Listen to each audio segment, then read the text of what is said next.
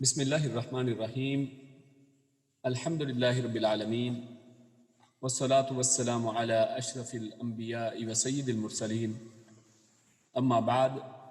رب اشرح لی صدری ویسر لی امری واحلل عقدۃ من لسانی یفقہوا قولی ربنا زدنا علما۔ آج ہم انشاءاللہ سورۃ البقرہ کی آیت 168 سے 176 168 سے 176 تک پڑھیں گے، اور ان آیات کے اندر سب سے پہلے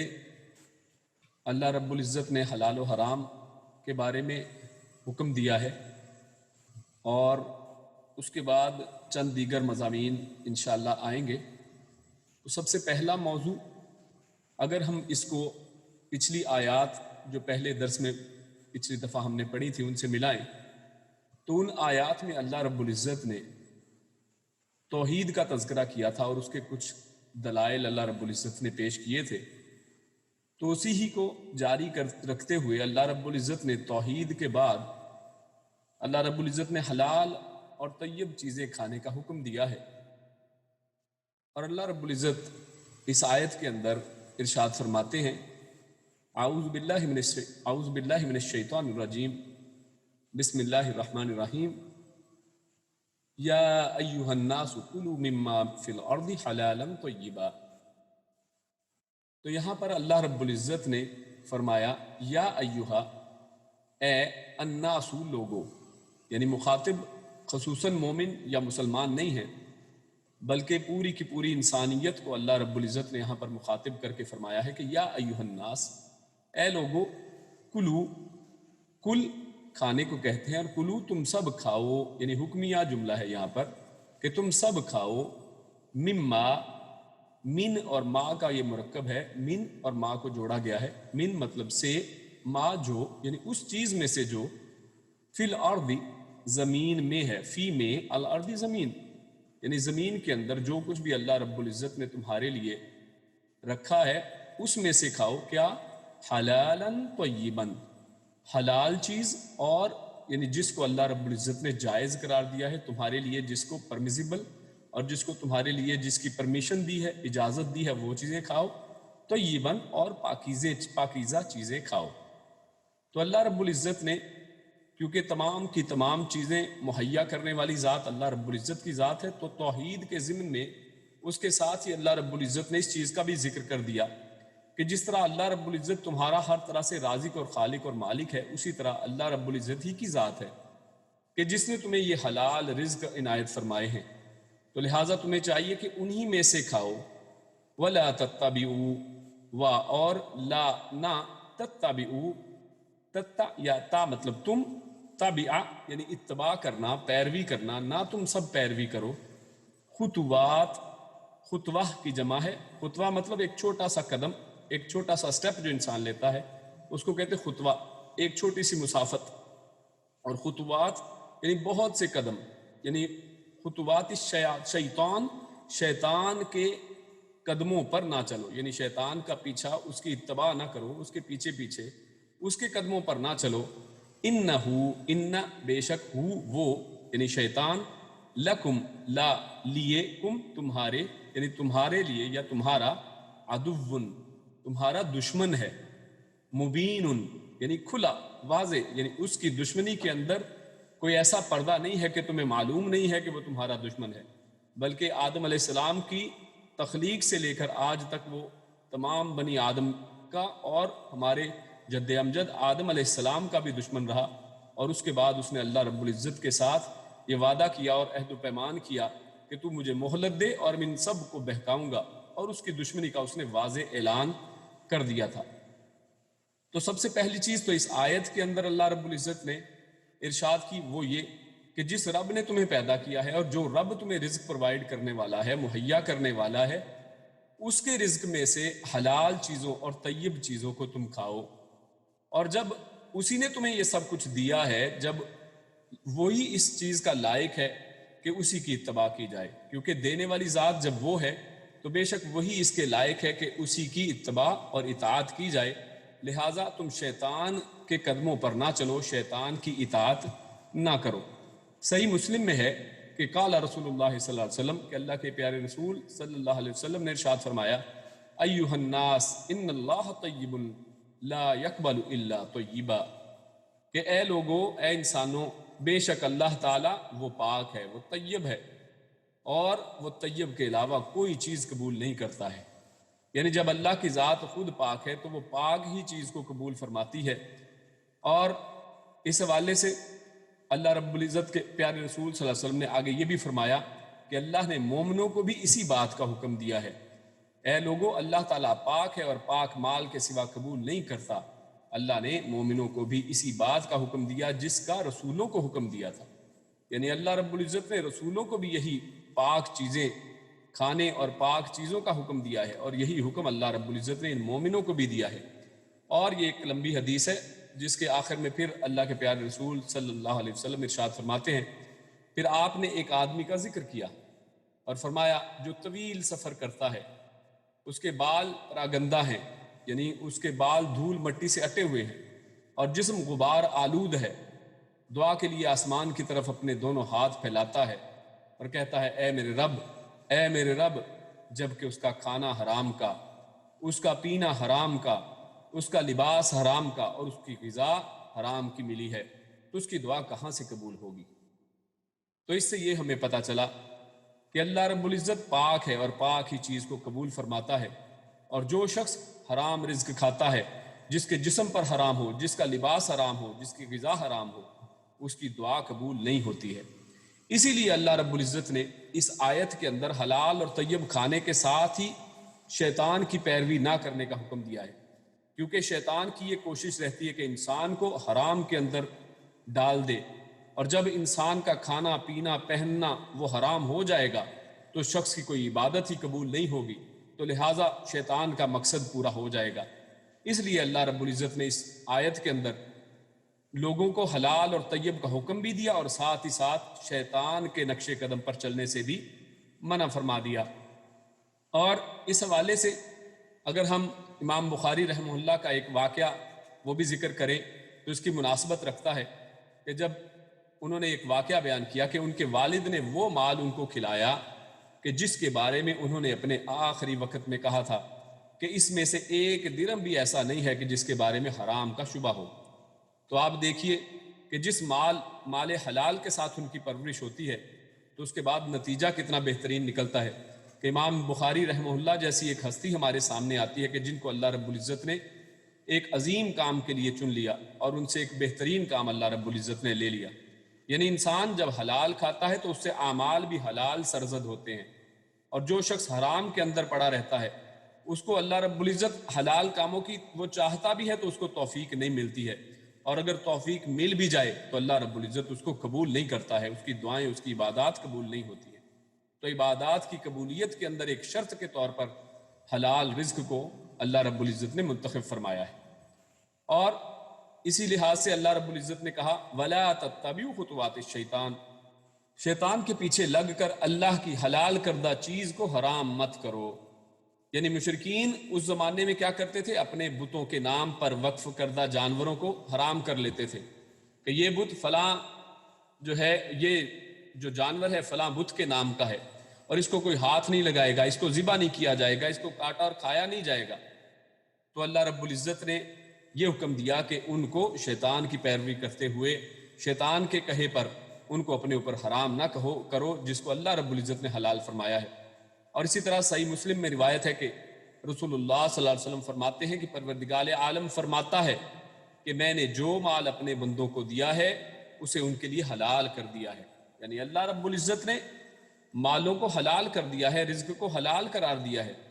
اور میں نے اپنے بندوں کو موحد پیدا کیا ہے، وہ توحید پر پیدائشی طور پر نیچرلی وہ سب توحید کے اوپر ہیں، ان میں شرک نہیں ہوا کرتا، مگر شیطان نے اس دین حنیف سے انہیں ہٹا دیا ہے،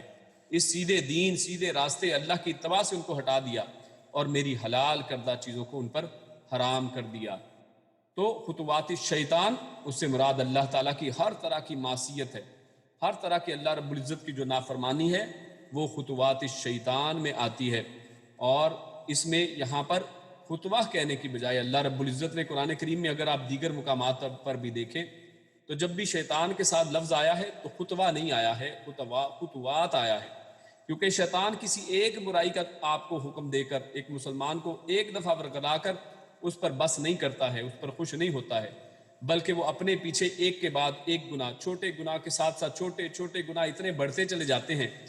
کہ وہ خطوات یعنی اس کے قدم کے پیچھے قدم انسان رکھتا چلا جاتا ہے اور آخر کار وہ اس کے پیچھے جہنم کی وادی میں جا گرتا ہے۔ تو اللہ رب العزت ہمیں شیطان کی اتباع سے روکے، اس سے بچائے، اور اللہ رب العزت کی خالص توحید پر عمل کرنے کی اور اللہ رب العزت کے حلال کو حلال سمجھنے کی توفیق عطا فرمائے۔ اس کے بعد اللہ رب العزت ارشاد فرماتے ہیں انما یأمرکم بالسوء، کہ یہ جو شیطان ہے یہ تو تم کو حکم کرتا ہے، انما اس کے سوا نہیں، یعنی بے شک یقیناً، یأمرکم وہ یعنی وہ آمرو حکم کرتا ہے، کم تم سب کو، بالسوء بھی ساتھ السوء برائی، یعنی شیطان تو تمہیں برائی کا حکم دیتا ہے، یعنی جب تم حلال چیزوں کو چھوڑتے ہو اور دیگر اس کے خطوات پر جب چلتے ہو، اس کے قدموں کی پیروی کرتے ہو، تو وہ اصل میں تمہیں برائی کا حکم دیتا ہے۔ اور والفحشاء اور الفحشاء فحاشی اور بے حیائی کا حکم دیتا ہے، اور ان کے تقولو تم سب کہو علی اللہ اللہ کے اوپر ما جو لا نہیں تعلمون تم علم رکھتے، یعنی شیطان تین کاموں کے اوپر آپ کو ابھارتا ہے، اس میں سے سب سے پہلی چیز وہ ہے برائی، اور حالانکہ فحاشی اور بے حیائی جو ہے وہ برائی کے اندر شامل ہے، لیکن یہاں پر اللہ رب العزت نے اس فحاشی اور بے حیائی کو اس برائی سے علیحدہ طور پر ذکر کر کے اس کی سنگینی کو ہمارے سامنے واضح کیا کہ یہ کتنی بڑی چیز ہے کہ شیطان ایک طرف تو برائی کا حکم دیتا ہے، پھر اس سے بھی بڑھ کر وہ فحاشی کا حکم دیتا ہے، وہ بے حیائی کا حکم دیتا ہے، اور یہی چیز بڑھتی چلی جاتی ہے اور انسان زنا تک پہنچ جاتا ہے۔ وَأَن تَقُولُوا عَلَى اللَّهِ مَا لَا تَعْلَمُونَ، اور آخری اس سے بھی بڑی چیز انسان یہ کر بیٹھتا ہے کہ وہ اللہ رب العزت کے ذمے وہ باتیں لگا دیتا ہے جو اللہ رب العزت نے نہیں کہی ہے، یعنی انسان اپنی طرف سے وہ ایسی باتیں کرتا ہے کہ یہ اللہ نے فرمایا، یہ اللہ کا فرمان ہے، اللہ کے متعلق وہ اپنے پاس سے ایسی باتیں بنا لیتا ہے کہ جو اصل میں اللہ رب العزت نے نہیں کہی ہیں اور جس کا اس کو خود بھی علم نہیں ہے، لیکن وہ اللہ کے ساتھ ان کو جوڑتا ہے۔ اور اس سے یہ بھی پتہ چلتا ہے کہ ہر کافر اور بدعتی ان میں داخل ہے، کیونکہ سارے کے سارے جو کافر اور بدعتی لوگ ہیں وہ اللہ رب العزت کے ساتھ ایسی باتوں کو منسوب کرتے ہیں، وہ ایسے اعمال کو شریعت کا حصہ مانتے ہیں، وہ ایسی نئی سے نئی گھڑی ہوئی چیزوں کو دین کا حصہ مانتے ہیں جس کو نہ اللہ رب العزت نے جس کا حکم دیا ہے اور نہ ہی پیارے رسول صلی اللہ علیہ وسلم کے احکامات میں سے ہمیں ایسی باتیں ملتی ہیں۔ اور یہاں پر اس کے بعد اللہ رب العزت ارشاد فرماتے ہیں کہ آگے ان لوگوں کا ذکر ہے کہ جن کے جیسے یہ بات ابھی چل رہی ہے کہ جو لوگ اللہ رب العزت پر جھوٹ باندھتے ہیں اور اللہ رب العزت کے بارے میں اپنے پاس سے باتیں بناتے ہیں، تو اسی طرح یہ لوگ احکام الہی کو چھوڑ کر اپنے آباء و اجداد کے طریقے پر چلنے لگ جاتے ہیں۔ تو ان لوگوں کا ذکر کرتے ہوئے اللہ رب العزت ارشاد فرماتے ہیں اور اذا جب قیلا کہا جائے یا کہا جاتا ہے لہم ان سے، یعنی جب ایسے لوگ جو اللہ کی طرف اپنے طرف سے باتیں بنا کر اللہ کے ساتھ لگاتے ہیں، جب ان سے کہا جاتا ہے اتبعوا، یعنی یہاں پر فعل امر ہے کہ تم پیروی کرو، تم اتباع کرو، اتبع یہ وہی لفظ ہے جو پہلے آیا تھا، اتبعوا تم پیروی کرو، ما اس کی جو انزل اللہ، انزل نازل کیا، اللہ نے، یعنی تم ایسی اس چیز کی پیروی کیوں نہیں کرتے، اس چیز کی تم پیروی کرو جس کو اللہ رب العزت نے نازل کیا ہے، کہ تم ایسی چیز کی پیروی کرو۔ قالو تو وہ کہتے ہیں بلکہ نتبعو، نون ہم کے لیے ہے، ہم کا معنی یعنی ہم سب، تبعو اتباع کرتے ہیں، ما اس کی، الفینا یعنی جس پر ہم نے پایا، یعنی جس پر ہم نے دیکھا، علیہ اس پر، آباءنا اپنے آباء و اجداد کو، یعنی تم ہمیں اللہ کی پیروی کا حکم دیتے ہو کہ اللہ نے جو نازل کیا ہے اس کی پیروی کریں، بلکہ ہم تو اس کی پیروی کرتے ہیں کہ جس کو ہم نے اپنے آباء و اجداد اپنے بڑوں کو کرتے ہوئے دیکھا ہے ہم اس کی پیروی کریں گے۔ او یا اوا لو کانا، اوا حالانکہ لو کانا اگرچہ ہوں، لو اگرچہ، اگر کانا ہوں، آباؤہم آبا یعنی آبا و اجداد، بڑے فور فادرز، ہم ان کے، لا نہ، یعقلون عقل رکھتے، کچھ بھی سمجھ رکھتے، شیئن کچھ بھی، وا اور لا نہ، یہتدون نہ ہی وہ ہدایت پر یا سیدھے راستے پر ہوں۔ یعنی ان لوگوں کو جو اس طرح کی اپنی بنائی ہوئی اور من گڑت باتوں اور وہم و گمان اور متس کے اوپر یقین رکھتے ہیں، اور جو اپنے پاس سے ہی اللہ رب العزت کے اوپر جھوٹ باندھتے ہیں، ان لوگوں کو جب دین حق کی طرف بلایا جاتا ہے، جب ان کو قرآن و حدیث کی دعوت دی جاتی ہے، جب ان کو اصلی دین دکھایا جاتا ہے، اس کی طرف بلایا جاتا ہے، تو یہ آگے سے ایک دلیل پیش کرتے ہیں اور یہ کہتے ہیں کہ ہم تو اسی کی پیروی کریں گے کہ جن پر ہم نے اپنے آبا و اجداد پر پایا تھا۔ اور آج بھی ہم دیکھیں تو ہمارے معاشرے کے اندر، ہمارے اپنے گھروں میں اور ہمارے ارد گرد ایسے بے شمار لوگ ہیں جو لا الہ الا اللہ محمد رسول اللہ کا دعویٰ تو کرتے ہیں، یہ اس کلمے کو اپنی زبانوں سے نکالتے تو ہیں، لیکن اس کے معنی و مفہوم کو سمجھتے نہیں ہیں، وہ اللہ کو اپنا رب اصل میں نہیں مانتے ہیں، جبکہ وہ کلمہ اسی کا پڑھتے ہیں کہ ہم اللہ کی عبادت کرتے ہیں، لیکن وہ عبادت اپنی مرضی سے کرتے ہیں۔ ان کا جب دل چاہا انہوں نے وہ نماز پڑھی، سال کے بعد، جیسے کچھ علماء نے لکھا ہے کہ کوئی 360 کا نمازی اور کچھ 60 کا نمازی اور کچھ 8 کا نمازی، یعنی کسی کو نماز ہفتے میں ایک دفعہ نصیب ہوتی ہے، کسی کو سال میں ایک دفعہ، اور کوئی کسی کے مرنے پر صرف نماز پڑھتا ہے۔ تو ہم نے دین کے اندر اپنی مرضیاں ڈال دی ہیں، ہم اللہ کے نازل کردہ دین کی اتباع نہیں کرتے۔ تو اس سے ان لوگوں کی کلی اللہ رب العزت نے کھولی ہے، اور ان کا اللہ رب العزت نے ذکر کیا ہے کہ یہ جو بدعات، یہ جو خرافات اپنے طرف سے بنا رکھا ہے انہوں نے، اس کا اصل میں کوئی حقیقت کے ساتھ تعلق نہیں ہے، بلکہ ان کو اللہ رب العزت کے نازل کردہ دین کی اتباع کرنی چاہیے۔ اور اللہ رب العزت نے آگے یہ بات بھی کہہ کر مزید وضاحت کر دی، کیونکہ آج ہم بہت سی چیزیں جب کہیں تو انسان کے دماغ میں یہ گمان آتا ہے کہ کیا ہمارے بڑے غلط تھے، کیا وہ غلط سوچتے تھے، کیا وہ غلط دین پر تھے؟ حال اللہ رب العزت نے یہاں پر واضح طور پر بتا دیا، اَوَلَوْ كَانَ آبَاؤُهُمْ لَا يَعْقِلُونَ، یعنی بڑوں نے یہ کہا ہے، یا فلانے فرما گئے ہیں، یا فلانوں نے یہ کہہ دیا ہے، یہ ہمارے لیے شریعت نہیں بنتا ہے، بلکہ شریعت وہ چیز ہے کہ جو کہ اللہ رب العزت نے قرآن کریم کے اندر اور احادیث مبارکہ کے اندر نازل کی ہے، چاہے ان کے بڑوں کے پاس کوئی عقل ہی نہ ہو۔ یہ دیکھیے یہاں پر اللہ رب العزت نے واضح طور پر یہ ارشاد فرمایا ہے، اَوَلَوْ كَانَ آبَاؤُهُمْ لَا يَعْقِلُونَ، یعنی یہ بھی تو ممکن ہے کہ بڑے خود ہی ہدایت پر نہ ہوں، اور وہ خود ہی شریعت سے بے بہرہ ہوں، خود ہی ان کو شریعت کے کوئی احکامات کا علم نہ ہو۔ اور بہت سے لوگ ایسے ہوا کرتے ہیں جو بیچارے کم تعلیم یافتہ، جن کو زندگی میں اپنی دنیا داری میں اتنے پڑے رہے کہ دین کا علم نہیں تھا، تو آج ہم یہ اگر دعویٰ کریں کہ نہیں، ہم تو اسی دین پر اور اسی مذہب پر اور اسی طریقے پر، اور ہم تو انہی بدعات پر جاری و ساری اور انہی رسوم و رواج پر جاری و ساری رہیں گے کہ جو ہمارے بڑے کرتے آئے ہیں، ہم ان کو کیسے چھوڑ سکتے ہیں؟ تو میرے بھائیوں، آپ کے سامنے پھر دو رستے ہیں، یا تو آپ اللہ رب العزت نے جو نازل کیا ہے اس کو اپنا لیں واضح طور پر، پھر یہ منافقت کی زندگی نہ اپنائی جائے، بلکہ جو اللہ رب العزت نے واضح طور پر نازل کیا ہے اس کو اپنا لیا جائے، یا پھر آپ اس کو چھوڑ کر واضح طور پر یہ کلمہ پڑھیں کہ ہم اپنے باپ دادا کے دین پر ہیں، جس طرح کہ یہ مشرکین مکہ اپنے باپ دادا کے دین پر اور اس طرح سے اس کے پیچھے چلتے رہے ہیں۔ اللہ رب العزت نے سورۃ الفرقان میں قیامت کے دن ایسے لوگوں کا نقشہ کھینچا ہے کہ جو ایسی باتیں کرنے والے ہیں کہ ہم اپنے باپ دادا کے دین پر ہیں۔ اللہ رب العزت ارشاد فرماتے ہیں، وَيَوْمَ يَعُدُّ الظَّالِمُ عَلَى يَدَيْهِ يَقُولُ يَا لَيْتَنِي اتَّخَذْتُ مَعَ الرَّسُولِ سَبِيلًا، اور جس دن یہ لوگ، یعنی جو اس طرح کی باتیں کرنے والے ہیں، ظالم اپنے ہاتھ کاٹ کاٹ کر کھائے گا اور کہے گا کہ اے کاش میں نے پیغمبر کے ساتھ رشتہ اختیار کیا ہوتا۔ یعنی اس دن یہ لوگ حسرت کریں گے اور اپنے ہاتھوں کو خود کاٹ کاٹ کر یہ اپنے اوپر پشیمان ہوں گے اور کہیں گے کہ کاش ہم اللہ کے نبیوں کے پیچھے، پیغمبر کے پیچھے چلے ہوتے۔ یا ویلتا لیتنی لم اتخذ فلانا خلیلا، ہائے شامت، کاش میں نے فلاں شخص کو دوست نہ بنایا ہوتا۔ یعنی دنیا میں تو ہم کہتے تھے کہ فلاں میرا جو ہے خلیل ہے، فلاں کا میں دوست ہوں اور میں اسی کی پیروی کروں گا، میں اپنے بڑوں کے دین پر ہی رہوں گا اور میں ان سے جو ہے بے وفائی نہیں کر سکتا ہوں۔ اس دن اس کے سامنے واضح ہو جائے گا، وہ اس دن ملامت کرے گا اپنے آپ کو، یا ویلتا لیتنی، وہ کہے گا ہائے شامت، ہائے کاش میں نے اس کو دوست نہ بنایا ہوتا۔ लक़द अदल्लनी अन ज़िक्रि बअद इज़ जाअनी व कान अश-शैतानु लिल-इंसानि ख़ज़ूला।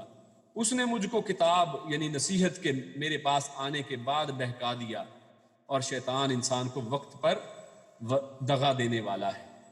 यानी ये शख्स जो है शैतान के असल में दगे में आ गया है, और इसने किताब के आने के बावजूद, कुरान और हदीस के उस तक पहुंच जाने के बावजूद, एक शख्स उनके सामने कुरान और हदीस पढ़ता है, कुरान और हदीस के दलाइल पेश करता है, और वो उसके सामने अपना फ़लसफ़ा, अपने बड़ों का जिक्र, अपने बड़ों की रसूम और रवाज को उसके सामने रखता है, तो मेरे भाइयों ये दोनों एक पलड़े में नहीं आ सकते हैं।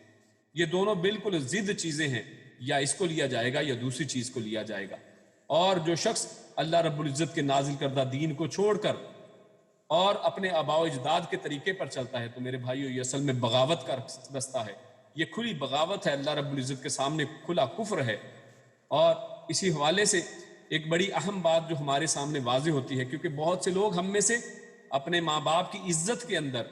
हम कहते हैं कि वालिदैन की इज़्ज़त की जाए, उनका शुक्र, उनके सामने सरे तस्लीम को खम किया जाए, तो बिल्कुल ये बात दुरुस्त है कि उनके हर नेक हुक्म, उनकी इज़्ज़त की जाए और उनका शुक्र अदा किया जाए। अल्लाह रब्बुल इज़्ज़त ने सूरह लुक़मान में इसका जिक्र किया है, अनिश्कुर ली वली वालिदैका इलैयल मसीर,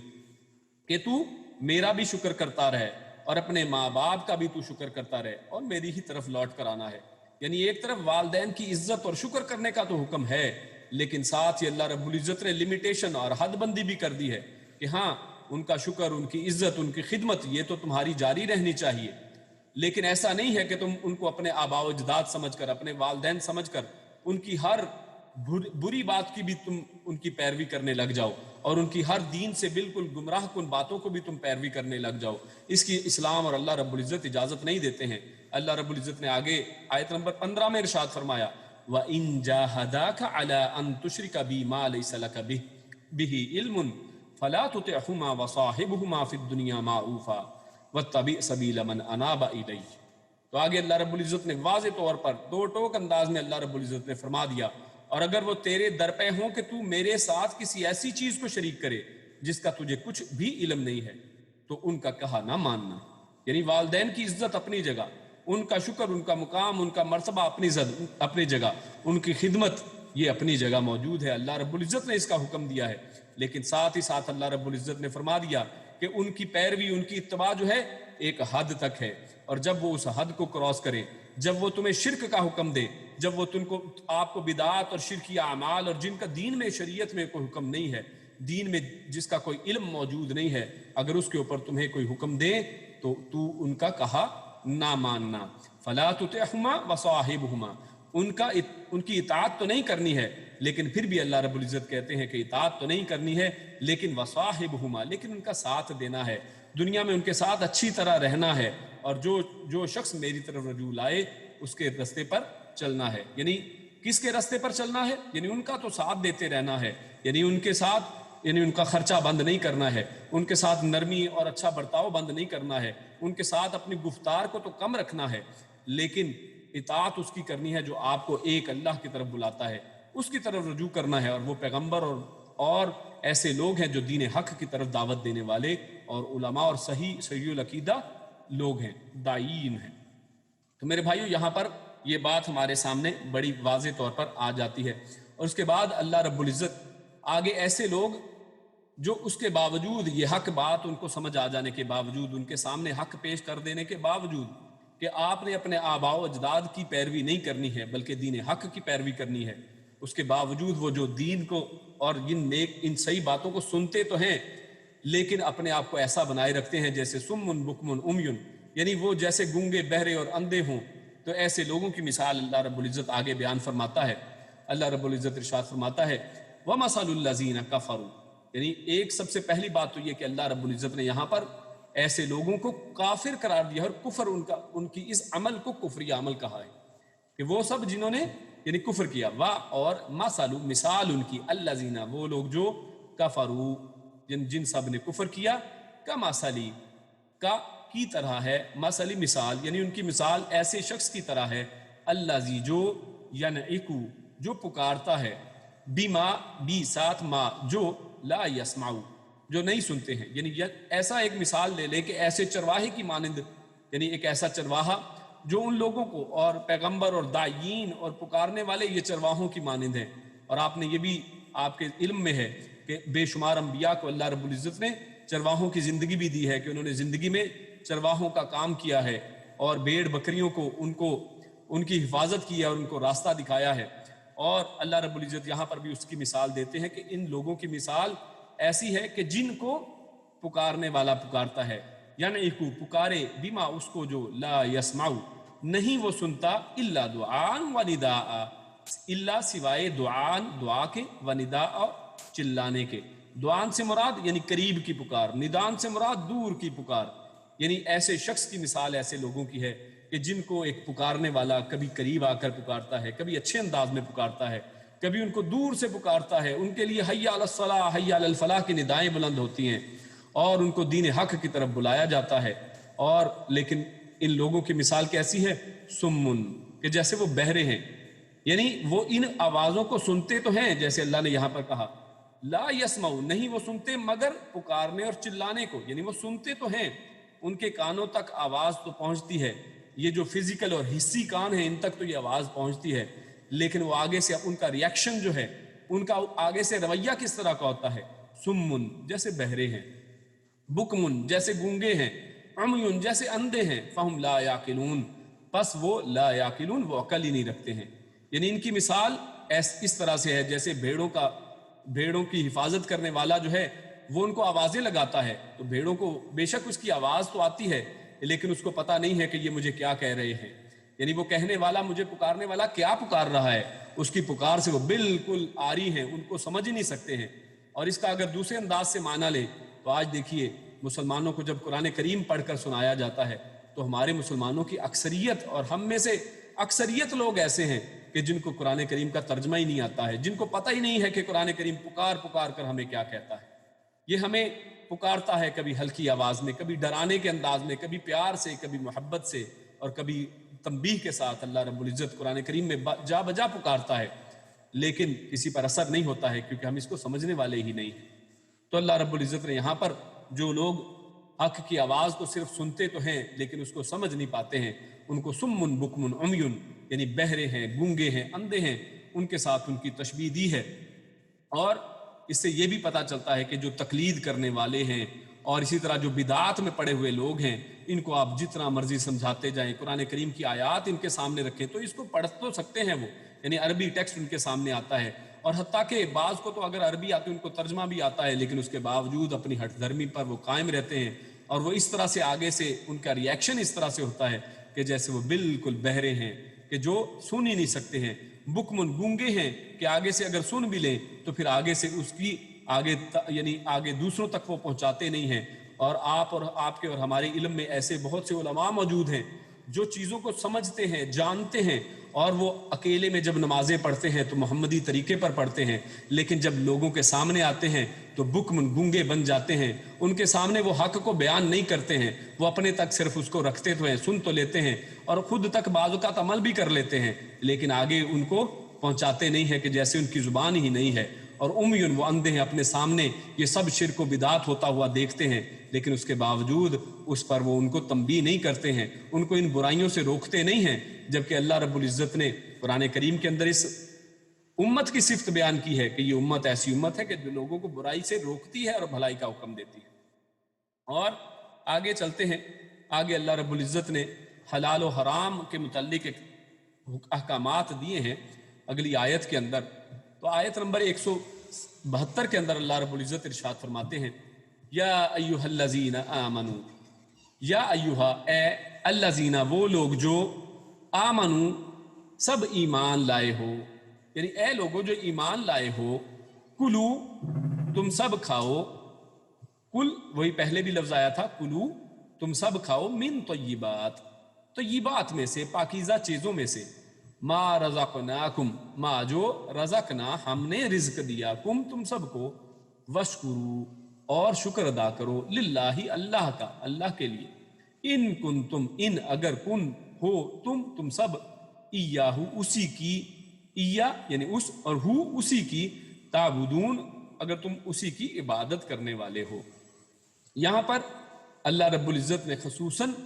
مومنوں کو مخاطب کیا ہے۔ شروع کی آیت میں یا ایھا الناس یعنی انسانوں کو، تمام کے تمام انسانوں کو ایک عمومی طور پر اللہ رب العزت نے حلال اور طیب کھانے کا حکم دیا، لیکن اس آیت کے اندر اللہ رب العزت نے خصوصاً مومنوں کو ارشاد فرمایا ہے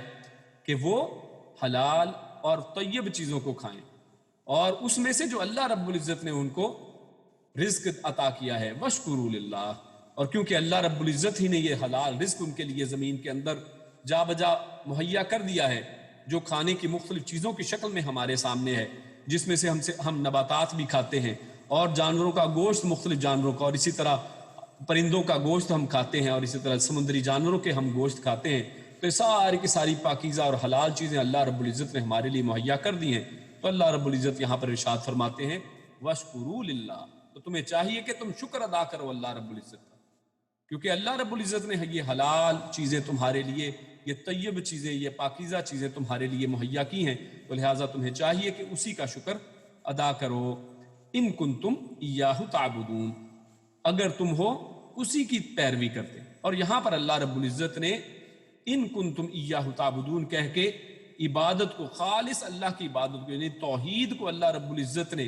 شرط قرار دے دیا ہے، اور شرط کے طور پر ساتھ ڈال دیا ہے کہ اگر تو تم توحید والے ہو تو تمہیں چاہیے کہ تم رزق حلال کے ساتھ کھانا کھاؤ، تمہیں چاہیے کہ اللہ کی طیب چیزوں کو کھاؤ، اللہ کی طیب چیزوں کو اپنا رزق سمجھو اور اسی میں سے اپنا حصہ لو۔ اور اس سے یہ پتہ چلتا ہے کہ توحید جو ہے اور رزق حلال اس کا کتنا گہرا ناتا ہے، اور اگر کسی شخص کے کھانے کے اندر حلال چیزیں شامل نہیں ہیں، اگر کسی شخص کا کھانا پینا جو ہے، پہننا جو ہے، یہ سب حلال میں سے نہیں ہے، تو اصل میں اس کی توحید کے اندر نقص پایا جاتا ہے، کیونکہ اللہ نے توحید کے ساتھ شرط کے طور پر اس کو بیان فرما دیا ہے۔ اور آگے ہم انشاءاللہ جو حلال چیزیں ہیں ان کی تفصیل بھی اگلی اس کے ساتھ ہی آگے دیکھیں گے۔ آگے چلتے ہیں، اللہ رب العزت ارشاد فرماتے ہیں انما، اس کے سوا نہیں کہ ما جو، یعنی بے شک، حرم حرام قرار دیا ہے، حرام کہا ہے، روکا ہے، علیکم تم پر، یعنی اللہ نے روک دیا ہے، حرام کر دیا ہے تمہارے لیے، علی علا اوپر، کم تم سب کے، المیتتا، میتتا میت، غور کیجئے یہاں پر لفظ ال کو ہٹا دے، آخر میں تے کو ہٹا دے تو لفظ آتا ہے میت، میم یا تا، اور میت ہم سب جانتے ہیں مردار چیز کو، یا مرے ہوئے شخص کو، یا مری ہوئی کسی چیز کو کہتے ہیں جو مردہ ہو۔ تو علیکم المیتتا، اللہ رب العزت نے حرام قرار دے دیا ہے آپ کے لیے، آپ کے اوپر، میتتا یعنی مردار چیز کو، اور اس مردار چیز کے اندر ہر وہ چیز یعنی جو ہو تو حلال، لیکن وہ آپ کے ذبح کرنے سے پہلے جو ہے وہ کسی بھی وجہ سے اگر مر جاتی ہے ذبح کرنے سے پہلے تو ایسی چیز جو ہے اللہ رب العزت نے حرام قرار دے دی ہے۔ اور دوسری چیز والدم، اور الدم یعنی خون کو اللہ رب العزت نے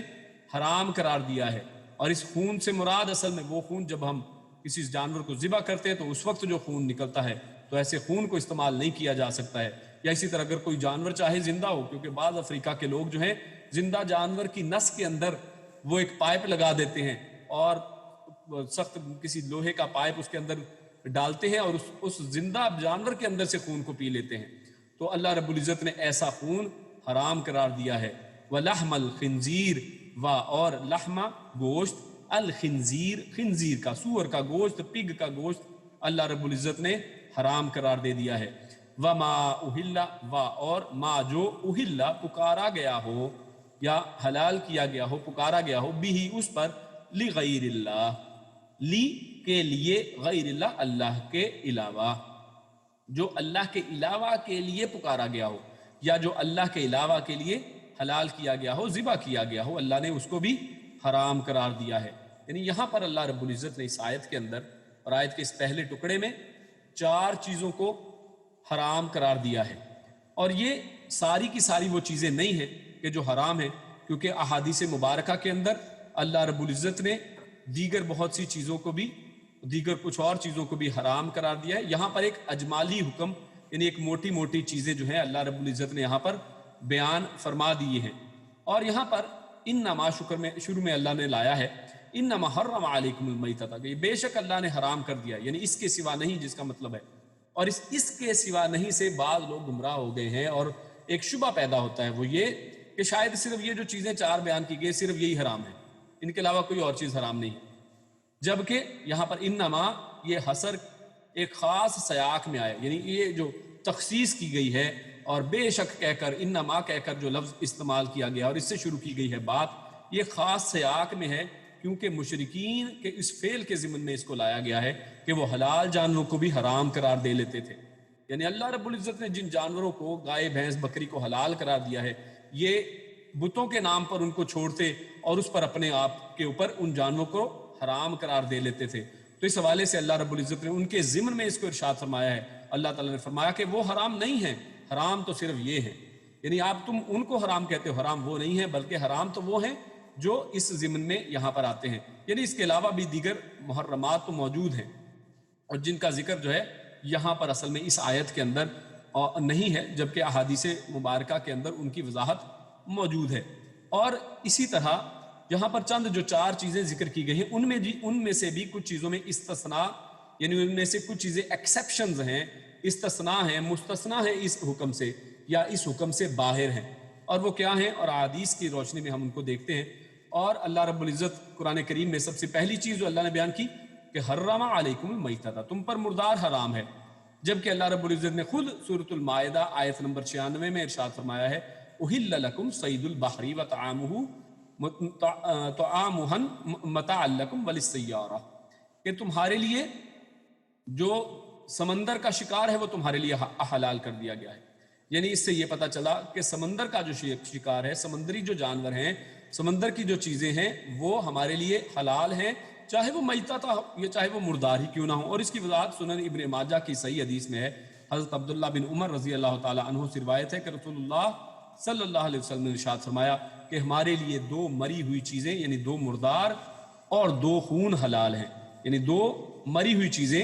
وہ ہمارے لیے حلال اللہ رب العزت نے کر دی ہیں، اور 2 خون جیسے آگے ذکر ہے والدم، اور خون کو بھی اللہ نے حرام قرار دیا ہے. لیکن اللہ کے نبی صلی اللہ علیہ وسلم ارشاد فرماتے ہیں کہ اس حکم سے یہ 2 چیزیں باہر ہیں. ایسا خون یعنی 2 چیزیں اس سے باہر ہیں، اور وہ کیا؟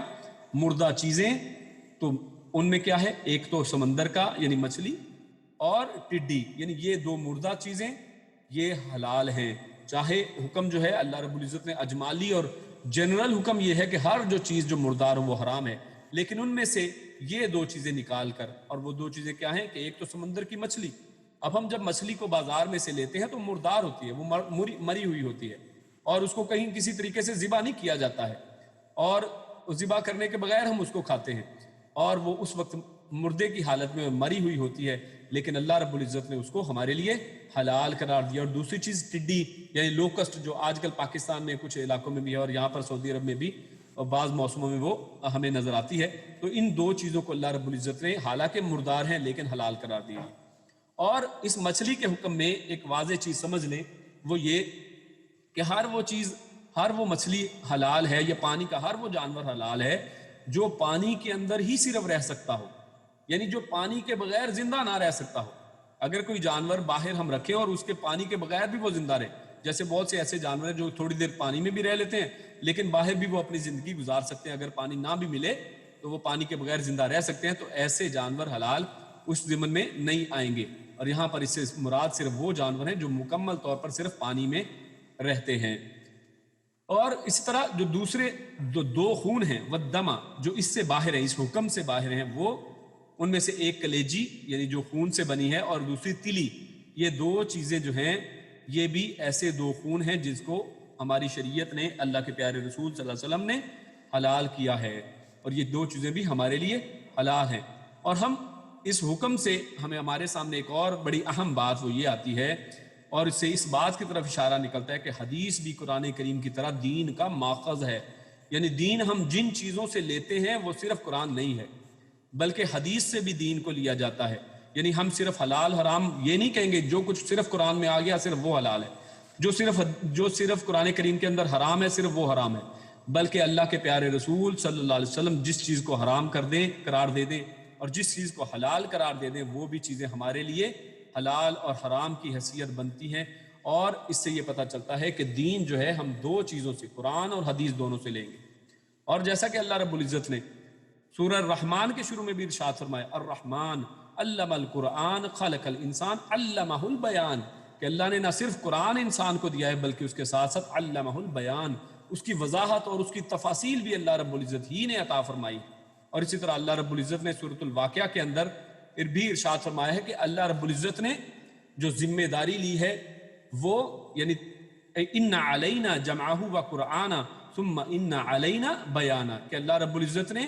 بیان کی ذمہ داری بھی جو ہے، قرآن کریم کی جو وضاحت کی ذمہ داری ہے، یہ بھی اپنے اوپر اللہ رب العزت نے لی ہے۔ تو یہ تمام جو احادیث مبارکہ ہیں ان سے بھی اسی طرح سے چیزیں حلال و حرام ثابت ہوتی ہیں۔ صحیح احادیث ہونی چاہیے کہ جس طرح سے قرآن کریم کے اندر حلال و حرام ہمارے سامنے واضح ہوتا ہے۔ اور آگے ہم ایک چارٹ کی شکل میں مختلف جو حلال حرام ہیں ان کی تھوڑی سی وضاحت آپ کے سامنے رکھتے ہیں کہ جو حلال یعنی کھانے جتنے بھی ہم چیزیں کھاتے ہیں ان کی دو بڑی قسمیں ہم کرتے ہیں، حلال اور حرام۔ اور حلال کے اندر اگر ہم دیکھیں تو جیسے ہمارے سامنے آیا کہ دو مردار جو ہیں وہ بھی اللہ رب العزت نے حلال کیے ہیں، جیسے مچھلی اور ٹڈی۔ اور اسی طرح حدیث میں آیا کہ پانی میں جو زندہ رہنے والے جو جانور ہیں، مچھلی ہے جیسے، تو اس کو اللہ رب العزت نے حلال کیا ہے۔ اور اسی طرح جیسے جو ایسے دو خون جو ہیں ان کو بھی اللہ رب العزت نے یعنی جیسے نبی اکرم صلی اللہ علیہ وسلم نے احادیث کے اندر حلال قرار دیا ہے، جیسے کلیجی اور تلی۔ اور اسی طرح گوشت کے ساتھ لگا رہ جانے والا خون، یعنی وہ خون جو گوشت کے اندر یعنی گوشت کو جب ذبح کیا جاتا ہے جانور کو تو اس کے اندر سے پوری ممکن کوشش کی جاتی ہے کہ خون کو نکال لیا جائے۔ اور ذبح کا جو اسلامی طریقہ ہے اس کے اندر اللہ رب العزت نے ایک ایسی حکمت اور ایسا سائنٹیفک طریقہ رکھا ہے کہ جس کے ذریعے میکسیمم خون جانور کے جسم سے نکل جاتا ہے، لیکن اس کے باوجود آپ دیکھیں گے کہ خون اس کے پھر بھی اس کے باوجود موجود رہتا ہے اس کے اندر، چاہے وہ جانور جو ہے گائے، بھینس، بکری یا اسی طرح مرغی یا اور جو چیزیں انسان کھاتا ہے، ان سب میں اس کا حال اسی طرح۔ تو یہ خون بھی جو ہے وہ حلال ہے۔ اور اسی طرح قرآن و حدیث میں جس کے بارے میں بھی دلیل نہیں ہے، یعنی جس کے بارے میں اللہ رب العزت نے نہ اس کو حرام کہا ہے نہ حلال کہا، یعنی کوئی بات اس کے بارے میں ذکر نہیں کی ہے، تو ایسی تمام چیزیں ہمارے لیے حلال ہیں۔ یعنی اصل حکم جو ہے چیزوں کے کھانے میں وہ حلال کا رہتا ہے، الا یہ کہ اس پر ہمارے پاس کوئی دلیل موجود ہو کہ یہ چیز حلال نہیں ہے بلکہ یہ حرام ہے، تو اس کے علاوہ تمام چیزیں جو ہیں وہ حلال کی کیٹیگری میں رہیں گی۔ اور حرام کی طرف اگر ہم دیکھیں تو حرام میں جیسے اس آیت میں اس آیت کے حوالے سے شروع کرتے ہیں اور دیکھتے ہیں کہ کیا چیزیں اس میں آتی ہیں، کہ جیسے دم یعنی وہ خون حرام کی کیٹیگری میں آتا ہے کہ جو ذبح کرتے وقت جو نکلتا ہے۔ اور اسی طرح زندہ جانور کا جو خون، جیسے میں نے مثال دے کر آپ کے سامنے رکھا کہ ایسا خون جو ہے وہ حرام ہے۔ اور اسی طرح حلال جانور جو ذبح سے پہلے مر جائے تو وہ بھی حرام، یعنی میتہ جو کہ حکم میں جو آتی ہے، تو اس طرح کا مردار جو ہے وہ بھی حرام ہے۔ اور وہ جانور یا کوئی اور چیز جسے غیر اللہ کے نام پر پکارا جائے، جیسا کہ اس آیت کے اندر بھی اس کا ذکر ہے کہ غیر اللہ کے نام پر پکاری گئی وہ چیز وہ بھی حرام ہے۔ اور اسی طرح خنزیر کا گوشت اللہ رب العزت نے اسی آیت کے اندر حرام قرار دیا ہے۔ اور اسی طرح احادیث کے اندر اللہ کے پیارے رسول صلی اللہ علیہ وسلم نے ایک اصولی دو باتیں بتائی ہیں، اور اس اصول کے ساتھ ہمارے سامنے تمام جو جانور اور پرندے ہیں ان کے اندر حلال اور حرام کی تمیز بڑی آسان ہو گئی ہے۔ اللہ کے پیارے رسول صلی اللہ علیہ وسلم نے اس طرح سے وضاحت فرمائی کہ پرندوں میں جو پنجے سے شکار کرنے والے جو پرندے ہیں وہ سب حرام ہیں، یعنی تمام پرندے جو اپنے پنجوں کے ساتھ پکڑ کر شکار کرتے ہیں وہ حرام ہیں۔ اور یہ علیحدہ بات ہے کہ بعد میں یعنی وہ جو جانور جو ہے یعنی وہ جانور حرام نہیں ہے کہ جو شکار تو دوسرے طریقے سے کرتے ہیں، اپنے پنجوں کے ساتھ نہیں کرتے ہیں، لیکن بعد میں کھائیں وہ اپنے پنجوں کے ساتھ پکڑ کر، تو بے شک جانوروں کو اللہ رب العزت نے اس طرح سے ہاتھ نہیں دیے ہیں تو وہ اپنے پنجوں کے ساتھ جکڑ کر اس کو کھاتے ہیں، لیکن یہاں پر حکم میں شکار کی بات ہو رہی ہے، یعنی وہ شکار اس طرح سے کرے کہ اپنے پنجوں کے ذریعے پکڑے، تو ایسے جانوروں کو حرام قرار دیا گیا۔ اسی طرح درندوں کو، یعنی ایسے جانور جن کو کچلی والے جانور بھی کہتے ہیں، یعنی جن کے اندر کینائن دانت ہوتے ہیں، یعنی جو لمبے لمبے دو دانت آپ دیکھتے ہیں، یعنی درمیان کے 4 دانتوں کو چھوڑ کر سائڈوں پر انسان اگر دیکھے تو 2 4 یا 6 دانتوں کے بعد لمبے لمبے دانت ہوتے ہیں، تو ان ایسے جانور جن کے یہ لمبے دانت ہوتے ہیں، کچلی والے جن کو کہا جاتا ہے، یعنی درندے بھی جن کو کہا جاتا ہے، تو وہ جانور جو شکار اس طرح سے کرتے ہیں، یعنی شکاری جانور جو گوشت کا شکار کرتے ہیں، تو ایسے جانوروں کو بھی اللہ رب العزت نے حرام قرار دیا ہے۔ اور اس طرح جس جانور کو قتل کرنے سے منع کیا گیا ہو، یعنی جس کو اللہ رب العزت نے قرآن و حدیث میں منع کیا گیا ہو کہ اس کو قتل نہ کیا جائے، تو ایسے جانور بھی اصل میں حرام ہیں، یعنی جن کو اللہ رب العزت نے یا قرآن و حدیث میں منع کر دیا گیا کہ اس کو شکار نہ کیا جائے یا قتل نہ کیا جائے، تو وہ حرام ہے۔ یعنی اس حالت میں، جیسے حرام کی حالت میں بعض جانوروں کو اللہ رب العزت نے یعنی شکار کرنے کو منع کر دیا، تو اس حالت میں جو جانور آئیں گے تو وہ حرام کی کیٹیگری میں آئیں گے۔ اور اسی طرح جن جانوروں کی حرمت حدیث سے ثابت ہے، مثال کے طور پر جیسے گدھا اور اسی طرح کتا وغیرہ کی صراحت جو ہے احادیث کے اندر آئی ہے، تو یہ بھی جانور جو ہیں حرام کی کیٹیگری میں آتے ہیں۔ اور جن کو مارنے کا حکم اللہ رب العزت نے دیا، یعنی بعض جانور ایسے جن کو مارنے کا حکم دیا گیا کہ جب بھی اگر انسان ان کو دیکھے، جیسے سانپ ہے اور جیسے اسی طرح چھپکلی ہے، چھپکلی پر تو اللہ کے پیارے رسول نے یعنی ثواب کا بھی ذکر کیا ہے، یعنی جن جانوروں کو مارنے کا حکم دیا گیا ہے تو ایسے جانور بھی انسانوں کے لیے کھانا جو ہے وہ حرام ہے۔ تو یہ ایک مختصراً آپ کے سامنے ایک چارٹ کی شکل میں اس کی وضاحت کی گئی، اور اسی آیت کے اندر ایک جو بات کی گئی ہے اس کی تھوڑی وضاحت مطلوب ہے، تو وہ ہم اس کی طرف چلتے ہیں۔ تو آخری بات جو اللہ نے 4 چیزیں حرام کی، ان میں سے ایک بات اللہ رب العزت نے کی، وَمَا أُحِلَّ بِهِ لِغَيْرِ اللَّهِ، وَمَا أُحِلَّ بِهِ لِغَيْرِ اللَّهِ، یعنی جو غیر اللہ کے لیے پکار کر ذبح کیا جائے یا اس کے لیے اس کو مخصوص کر دیا جائے۔ اور یہ بڑا اہم نکتہ ہے، یہاں پر بغیر اللہ نہیں لکھا کہ اللہ کے علاوہ کسی اور کا نام، یعنی کوئی شخص کہے کہ جی ہم تو اس کو بسم اللہ یا اللہ اکبر کہہ کے ذبح کرتے ہیں، تو یہاں پر میرے بھائی یہ بات سمجھنے کی یہ ہے کہ بغیر اللہ یعنی ساتھ نام سے نہیں کہا یہاں پر، کہ جیسے ہم بسم اللہ کہتے ہیں کہ اللہ کے نام سے، تو بغیر اللہ کہ اللہ کے غیر کے نام سے ایسے کوئی بھی ذبح نہیں کرتا ہے، تو یہاں پر اس کی بات بھی نہیں کی جا رہی، بلکہ بات یہاں پر یہ کی جا رہی ہے لغیر اللہ، یعنی جس کو اللہ کے علاوہ کے لیے ذبح کیا جائے، جس کا مقصد یہ ہو کہ کسی اور کو خوش کیا جائے، کسی اور کی خاطر اس کو کیا جائے، کسی اور کی قرب حاصل کرنے کے لیے یا کسی اور کی خوشی کی خاطر جو کیا جاتا ہے، تو اس کو اللہ رب العزت نے یہاں پر حرام کیا ہے۔ اور اس کے بارے میں سورۃ الانعام آیت نمبر 162 کا اگر مطالعہ کریں، اللہ رب العزت ارشاد فرماتے ہیں، قل ان صلاتی و نسکی و محیای و مماتی للہ رب العالمین لا شریک لہ، کہ آپ فرما دیجئے کہ بے شک میری نماز اور میری قربانی اور میری زندگی اور موت اللہ رب العزت کے لیے ہے جو عالمین کا رب ہے اور اس کے ساتھ کوئی شریک نہیں ہے۔ تو یہ بات ہمارے سامنے واضح طور پر آتی ہے۔ اور اسی طرح سورۃ الکوثر کے اندر بھی اللہ رب العزت ارشاد فرماتے ہیں فَصَلِّ لِرَبِّكَ وَانْحَرْ، تو آپ کو چاہیے کہ آپ ذبح کیجئے، صلی لربک، اپنے رب کے لیے نماز پڑھیے، وانحر، اور اسی کے لیے نہر کیجئے، یعنی رب کے علاوہ کسی اور کے لیے قربانی نہیں کی جا سکتی ہے۔ اور اسی طرح صحیح مسلم کی حدیث میں ہے لعن اللہ من ذبح لغیر اللہ، کہ جس نے اللہ کے علاوہ کسی کے لیے ذبح کیا اس پر اللہ کی لعنت ہے۔ یعنی جو شخص یعنی نام چاہے وہ اللہ کا لے، بسم اللہ اللہ اکبر کہہ کے وہ جانور کو ذبح کرتا ہے، لیکن لغیر اللہ ہے، وہ اللہ کے لیے غیر کے لیے ہے، اللہ کے علاوہ کے لیے اس نے اس چیز کو ذبح کیا ہے یا اس کے علاوہ کے لیے اس کو پکارا ہے، تو ایسی چیز بھی جو ہے وہ حرام ہے اور اللہ رب العزت نے اس پر لعنت کی ہے۔ لعن اللہ، اللہ کی اس پر لعنت ہے، اور لعنت جو ہے اللہ کی رحمت سے محرومی، اور یہ یعنی انسان کے لیے گھاٹا ہی گھاٹا ہے۔ اور علماء نے اس حکم میں درج ذیل چیزوں کو شامل کیا ہے، جن میں سے نمبر 1، جس نے بھی یعنی غیر اللہ کا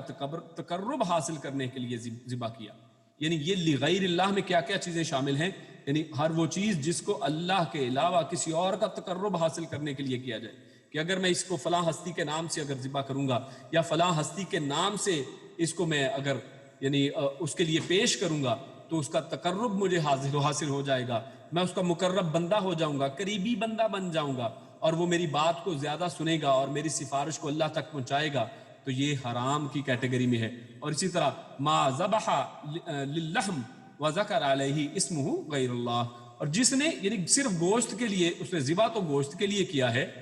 لیکن اس پر غیر اللہ کا نام لے لیا ہے، یعنی اس نے کسی اور کی خاطر ذبح تو نہیں کیا اس کے تقرب کے لیے،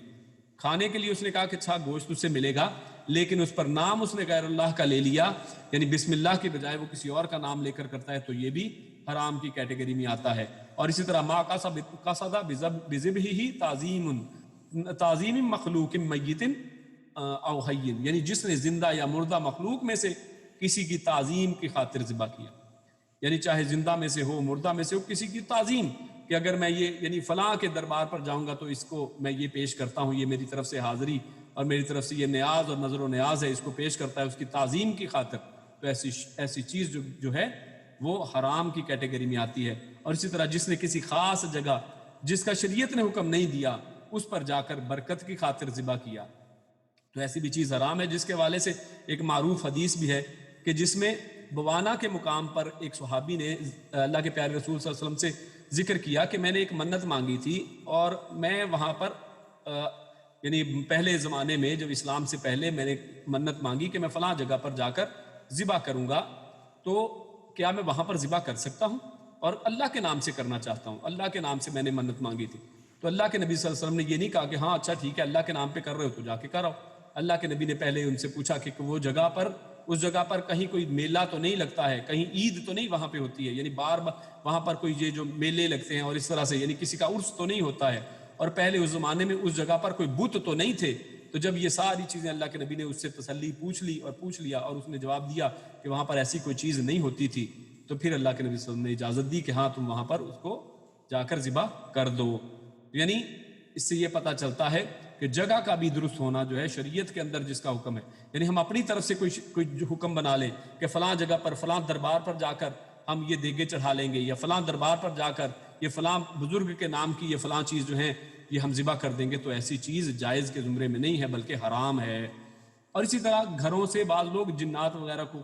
نکالنے کے لیے یا جنات کو کچھ لوگ جو جادوگر ہیں وہ خوش کرنے کے لیے ان کی خاطر ذبح کرتے ہیں, تو یہ بھی چیز اسی حکم کے اندر آتی ہے. اور اسی طرح تفسیر عزیزی میں صفحہ نمبر 611 پر ایک بڑی اہم بات لکھی گئی ہے, وہ یہ کہ علماء کا اس بات پر اجماع ہے کہ اگر کسی مسلمان نے کوئی جانور غیر اللہ کا تقرب حاصل کرنے کی نیت سے ذبح کیا تو وہ مرتد ہو جائے گا, یعنی وہ دائرہ اسلام سے خارج ہو گیا ہے اور اس کا ذبیحہ ایک مرتد کا ذبیحہ ہوگا. اور اگر اسلامی حکومت ہو تو ایسے شخص کی سزا جو ہے وہ موت ہوا کرتی ہے. یہ آپ کو معلوم ہے کہ مرتد کی سزا موت ہے. تو اس آیت کے آخری حصے میں اللہ رب العزت ارشاد فرماتے ہیں فمن اضطر غیر باغ, تو پس من جو اضطر یعنی جو اضطرار کی حالت میں ہو, یعنی مجبوری کی حالت میں ہو, یعنی اس سارے جو حکم اللہ رب العزت نے کہ یہ چیزیں حرام ہیں ان کا حکم دینے کے بعد اللہ رب العزت نے کچھ استثناء رکھا ہے کہ ایسے لوگ جو بڑی مجبوری میں ہوں ان کے لیے یہ حکم نہیں ہے, یعنی وہ اس سے حکم سے باہر ہیں, یعنی مجبوری کی حالت میں یا پھر غیر باغن یا پھر وہ بغاوت نہ کرنے والا ہو, وہ سرکش آدمی نہ ہو, یعنی وہ جان بوجھ کر اللہ رب العزت کے اس حکم کو نہ یعنی ماننے کا انکار نہ کرتا ہو, بلکہ وہ مجبور ہو, سرکشی کی نیت اس کی نہ ہو, والا اور لا نہ عادن, اور نہ ہی وہ حد سے تجاوز کرنے کی نیت سے ہو, یعنی وہ جب اس کو یعنی کوئی ایسے حکم کو لے, یعنی ان میں حرام چیزوں میں سے جن کو اللہ نے حرام کہا ہے اگر ان میں سے, یا جن کو اللہ کے پیارے رسول صلی اللہ علیہ وسلم نے حرام قرار دیا ہے, اگر ان میں سے کسی حرام چیز کو کھانا چاہے تو اس وقت کھا سکتا ہے جب وہ انتہائی مجبوری کی حالت ہو, سرکشی اس کے دل و دماغ میں نہ ہو, اور وہ اس حالت میں بھی حد سے تجاوز نہ کرے, یعنی بلکہ اس سے اتنا ہی صرف کھائے, اتنا ہی فائدہ حاصل کرے کہ جتنا یعنی اس کی ضرورت کے لیے کافی ہو. یہ نہیں کہ اچھا پیٹ بھر کے اس وقت وہ پھر کھا لے, بلکہ صرف جس سے وہ زندہ رہ سکے, جس سے وہ مجبوری کی حالت سے باہر آ جائے, تو اتنا اس کو کھانے کی اللہ رب العزت نے اجازت دی ہے. اور اللہ نے کہا فلا اسم علیہ, پس لا نہیں اسما کوئی بھی گناہ علیہ اس پر, یعنی اگر کوئی بندہ مجبور ہے, کوئی سرکشی نہیں کرنا چاہتا ہے, حد کے اندر رہ کر ایک محدود پیمانے پر کھاتا پیتا ہے کسی حرام چیز کو بھی کسی بڑی مجبوری کی حالت میں, تو پھر اس پر کوئی حرج نہیں ہے. ان بے شک اللہ رب العزت غفور, وہ بخشنے والے ہیں, معاف کرنے والے ہیں, رحیم اور بڑے ہی مہربان ہیں. یعنی اللہ رب العزت کی مہربانی کا عالم یہ ہے کہ مجبوری کی حالت میں اللہ رب العزت نے یہ حرام چیزیں جن کے اندر انسان کی روحانی نقصانات بھی ہیں اور انسان کے جسمانی نقصانات بھی ہیں, کہ ان چیزوں کے اوپر آج ریسرچ ہمارے سامنے ہے کہ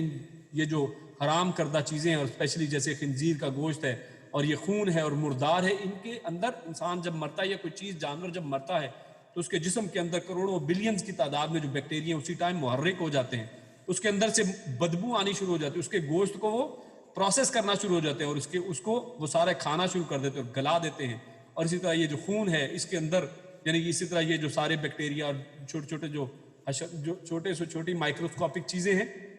اس کو نقصان دہ بنا دیتی ہیں. اور اسی طرح خنزیر کے گوشت کے اندر بھی جو ہے ہمارے سامنے بہت سی ریسرچز ہمارے سامنے ہیں, ان کا مطالعہ کیا جا سکتا ہے کہ ان کو دنیا نے بھی آج مان لیا ہے کہ یہ چیزیں انسان کی صحت کے لیے نقصان دہ. تو اسلام اتنا یہ یعنی نزدیک اور نیچر کے نزدیک دین ہے کہ انسان کی حفاظت چاہتا ہے. اللہ رب العزت کا ان سب حرام اور حلال کے پیچھے بھی انسان ہی کا فائدہ ہے کہ انسان اللہ رب العزت کی اطاعت کرے تو اسی کا اپنا فائدہ ہونے والا ہے. آگے اللہ رب العزت حق کو چھپانے والوں کا تذکرہ فرماتے ہیں کہ جیسے ہمارے سامنے یہ ساری کی ساری سچویشن ہمارے سامنے آ گئی. اللہ رب العزت نے حلال و حرام کے احکامات ہمارے سامنے بیان فرمائے اور اللہ رب العزت نے بڑی وضاحت کے ساتھ ہمارے سامنے یہ ساری باتیں ہمارے سامنے آ گئیں. لیکن اس کے باوجود جو شخص حق کو نہیں مانتا ہے، جو اس کے باوجود دین کی باتوں کو چھپاتا ہے، ان کے بارے میں اللہ رب العزت یہاں پر ارشاد فرماتے ہیں ان الذین ان بے شک الذین وہ لوگ جو یکتمون، یہ پہلے بھی بات یعنی اس حق کو چھپانے کے حوالے سے پہلے آ چکی ہے کہ ان پر اللہ رب العزت لعنت کرتا ہے. تو یہاں پر اللہ رب العزت ایک نئے انداز میں اس کو بات کو کرتے ہیں اور اس پیرائے میں کہ جس کے سامنے جو نازل کیا گیا وہ لایا جاتا ہے تو پھر وہ کہتا ہے کہ نہیں میں تو اپنے آباء و اجداد کی پیروی کروں گا، اور وہ حق کو مسترد کر دیتا ہے، حق کی طرف نہیں آتا ہے اور حق سے بغاوت کا اظہار کرتا ہے اور کفر کرتا ہے. تو ایسے لوگوں کو اللہ رب العزت ارشاد فرماتے ہیں ان بے شک الذین وہ لوگ جو یکتمون